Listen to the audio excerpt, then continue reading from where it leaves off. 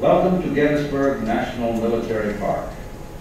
You are located at the center of one of the most famous battlefields in the world, enacted on a stage of 20,000 acres during the first 3 days of July 1863. The Battle of Gettysburg was one of the most decisive battles in history. Termed the high tide of the Southern Confederacy, it is considered by many historians the turning point of the American Civil War. Your present position is indicated by the white light on the map. The town of Gettysburg is north of us, about 1 mile. Note that the map is oriented as marked along its edges. Near the end of June, part of the invading Confederate Army passed 25 miles beyond the town of Gettysburg. Now, on July 1st, the whole Army, led by General Robert E. Lee, was converging from the west and north. General George Gordon Meade, commanding the Northern Army, moved his forces in from the south of Gettysburg. He had been ordered to stay between the invading Confederates and Washington, D.C., the capital.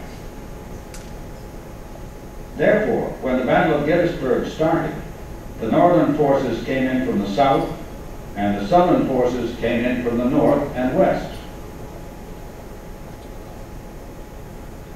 The first troops to arrive were Union forces. They came in from the south, passed through the town of Gettysburg, and scattered out in line of battle, leaving 2 brigades in reserve. The reserve brigades are resting at the cemetery near our present location. Then the Confederates began their attack, first from the west and then from the north. The Confederates advanced and struck the Union line in this fashion. Today, the Eternal Light Peace Memorial stands at about the center of where this July 1st fighting took place. The commander of the Union troops that opened the action, General John Reynolds of Lancaster, Pennsylvania, was killed at this spot, only 52 miles from his home. He was succeeded in command by General Abner Doubleday, the man who ordered the first shots to be fired from Fort Sumter more than 2 years earlier, marking the beginning of the tragic Civil War.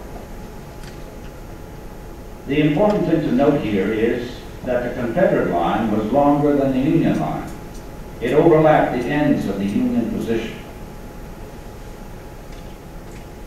The right flank of the Union line at Barlow Knoll, in particular, was in danger. Finally, the right end of the Union line crumbled. Then, the remainder of the Union forces on left and center were dislodged and compelled to fall back along this line. The Confederates continued to press the Union men and drove them through the streets of the town of Gettysburg. The Union line continued to fall back until it reached the point where the reserve troops were waiting. And then, with their assistance and the cover of the ridge, the retreat was halted and the line reorganized.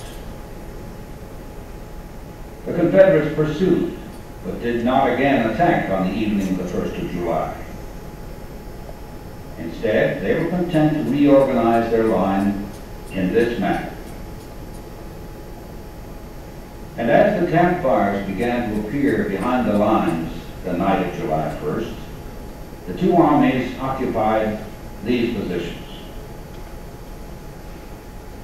To sum up the first day, the Union forces were driven back through the town of Gettysburg, a distance of nearly 2 miles, and the retreat ended here, where we are located, on what is called Cemetery Hill.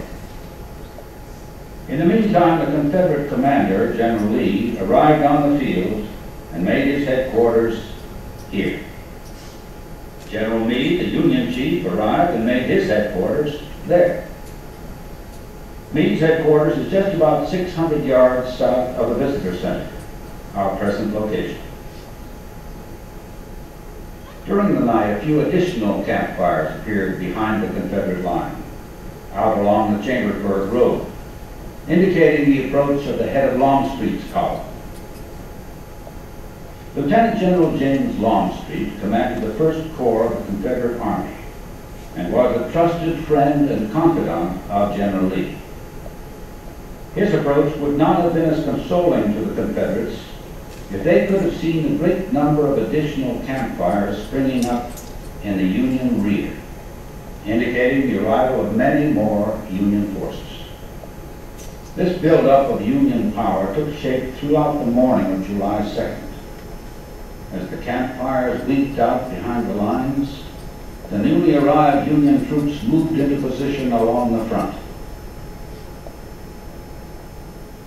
No fighting had occurred during the night of the 1st or the morning of the 2nd, and that is the appearance of the two lines as they approached the first fighting on the 2nd day at Gettysburg. The 3rd Corps of the Union Army, under General Daniel Sickles, advanced to a new position ahead of the Union position. When Sickles reached that point, he received word that Confederates were moving from the west. This was Longstreet moving in. Sickles' line was spread out in this way. An angle was formed in the line at the famous Peach Orchard along present-day Business Route 15, the Emmitsburg Road, the road to Washington. The left of the line rested at a large ledge of rocks called the Devil's Den. Longstreet is ready. His men come forward in line of battle from Seminary Ridge. He opens by advancing his right toward Big Round Top, the large hill at the southern end of the battlefield. Big Round Top held no immediate importance because it was wooded and too rugged for artillery. The smaller hill to the north, Little Round Top, had recently been cleared of trees. It became a key position at Gettysburg. If the Confederates had occupied this hill, the smaller one, they may well have won a victory at Gettysburg because, from the crest, their guns would have commanded all of the ground between our present location and Little Round Top. The man who is sometimes called the savior of Gettysburg, General Gouverneur K. Warren, wrote